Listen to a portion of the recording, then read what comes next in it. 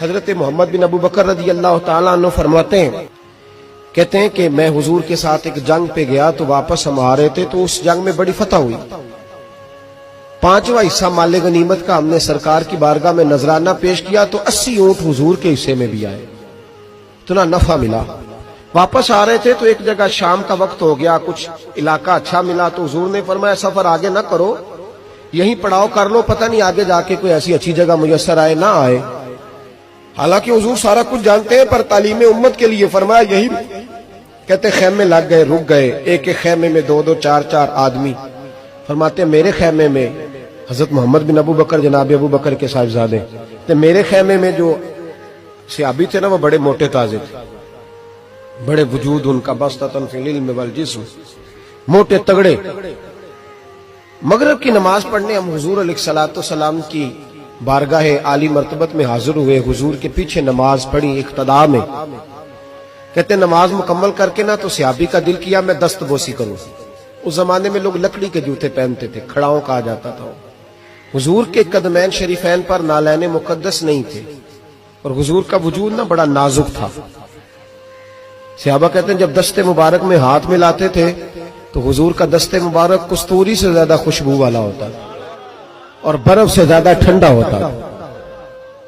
تو فرماتے ہیں حضور کی بارگاہ میں نا نماز کے بعد جب صحابہ بکھرے تو وہ بھی آگے بڑھے سلام. یہ کچھ لوگ آتے ہیں سلام لینے، مجھے بڑی تکلیف ہوتی ہے جب دھکے لگتے ہیں نا تو میں کہتا ہوں یار نہ آیا کرو، ہم کون سا کوئی اتنے اعزاز والے لوگ پھر دھکے لگ. اور کچھ اتنی محبت سے سلام لیتے ہیں، اتنی محبت سے سلام لیتے ہیں کہ کئی دفعہ جوڑ ہل جاتے ہیں، اتنا زبردست سلام لیتے ہیں. وہ پیچھے کھڑے ہوتے ہیں تو ہاتھ کھینچ لیتے ہیں. اب وہ طبیعت بھی نہیں چاہتی کہ کسی کو کچھ کہا جائے، لیکن وہ بعد میں محسوس ہوتا ہے کہ یہ محبت ہوئی ہے اور محبت میں معاملات بڑے دور نکل جاتے ہیں. کئی دفعہ وہ سلام لینے کے لیے جب آگے بڑھے نا تو جوش میں دوڑ کے آگے بڑھے، حضور کے دستے مبارک کو چوما.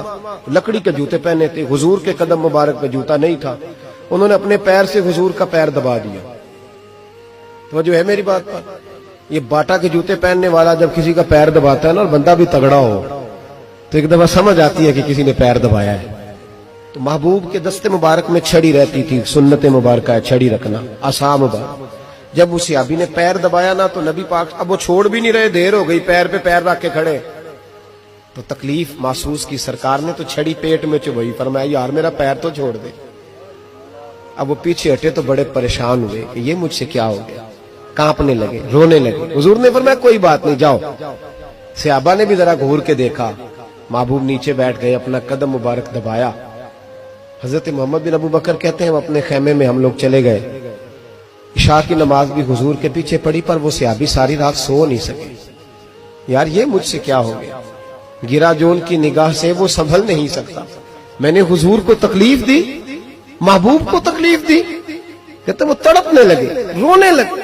یہ مجھ ساری رات میں تسلی دیتا کہ یار وہ کوئی ایسی ویسی بات نہیں، اللہ نے ہمارے محبوب کو رحمت للعالمین بنایا اور حضور جانتے ہیں کہ تو نے جان بوجھ کے ایسا نہیں کیا. لیکن وہ اندر کا جو ہے نا وہ ماحول وہ ان کو سونے نہیں دیتا. کہتے ہیں سحری کا وقت ہوا تہجد کا تو سیدنا بلال حبشی آئے، خیمے کے باہر کھڑے ہو کہنے لگے بندہ کدھر ہے جس نے کل مغرب کے وقت حضور کا پیر دبایا، کدھر ہے؟ کہتے ہیں اب تو وہ اور ڈرے اور کہنے لگے لگتا ہے میری مذمت میں قرآن آ گیا.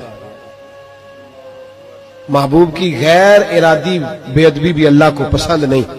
کہا لگتا ہے آیتیں آ گئیں، پتہ نہیں میرے بارے میں کیا حکم آیا ہوگا. آپ اپنے ابا سے کہہ کے میری سفارش کرائیں گے، جناب صدیق اکبر سے کہیں گے، کہیں ایسا نہ ہو کہ میری دنیا بھی جائے اور آخرت بھی جائے. کہتے تڑپتے سسکتے در رسول پہ پہنچے، سحری کا وقت حضور تشریف فرما ہے. کہتے اب میں اور وہ منتظر تھے کہ کوئی ایسا حکم آئے گا، پتہ نہیں کیا بنے گا اور اس حکم کے معاملے میں پھر کہاں تک بات جائے گی. قربان جائے جب حضور کے سامنے کھڑے ہوئے تو سارا کچھ جاننے والے محبوب نے اپنی امت کی تعلیم کے لیے فرمایا بھائی عشاء کے بعد ہی تجھے بلانے کا ارادہ ہوا تھا، پھر خیال آیا کہ تو کہیں سویا ہوگا، سحری میں لوگ اٹھ جاتے ہیں تہجد کے لیے، اس لیے تجھے بلایا ہے. فرماتے ہیں اب انتظار تھا کہ وہ بڑی بات آئے، ڈر رہے تھے، لیکن قربان جائیں نبی پاک نے پیر دبانے کا ذکر ہی نہیں فرمایا.